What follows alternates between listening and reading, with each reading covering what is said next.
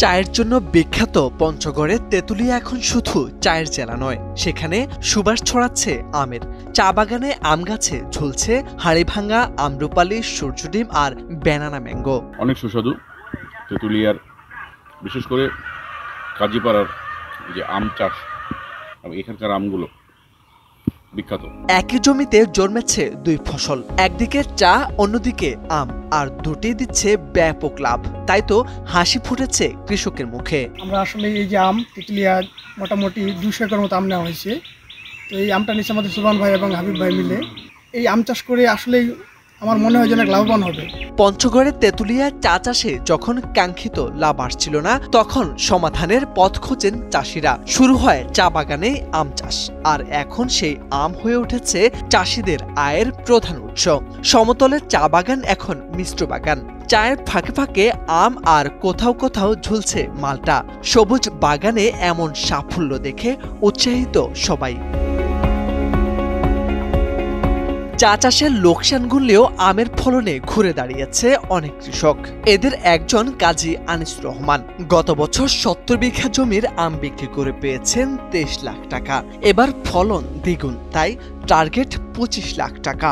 এক বছরের বাগানে যে পরিমাণ আম ধরেছে, তো আমি আশাবাদী যে অন্যান্য যে কোনো ফসলের চেয়ে এটা অনেক বেশি লাভ হবে, এবং এটাতে আসলে তুলনামূলকভাবে খরচ অনেক কম। আমরা মূলত এই আমগুলো গাছগুলো সহ বাৎসরিক হিসেবে দিয়ে দেই, তারাই খরচটা করে। যে আমরা যে কোনো কৃষির চেয়ে এই কৃষিটা অনেক লাভজনক। তেঁতুলিয়া এখন 3 শতাধিক চা চাষি, আর একই জমিতে চায়ের সঙ্গে সাথী ফসল হিসেবে আম ও মালটা চাষ করছেন। কৃষি বিভাগ বলছে প্রশিক্ষণ দিয়ে কৃষকদের অর্গানিক বালাইনাশক ব্যবহারে উদ্বুদ্ধ করা হয়েছে। প্রতিবারের ন্যায় এবারও তেঁতুলিয়া উপজেলায় আমের ব্যাপক ফলন আমরা আশা করছি। তেঁতুলিয়া উপজেলায় আমাদের বিভিন্ন ফসলের চাষাবাদ হয়। এখানে আমাদের যে আমরা একটা ক্যাশ ক্রপ আছে চা, সেই চায়ের জমিতেও আমাদের সাথী ফসল হিসেবে আম রয়েছে। এছাড়াও শুধুমাত্র মূল জমিতে আমের বাগানও রয়েছে।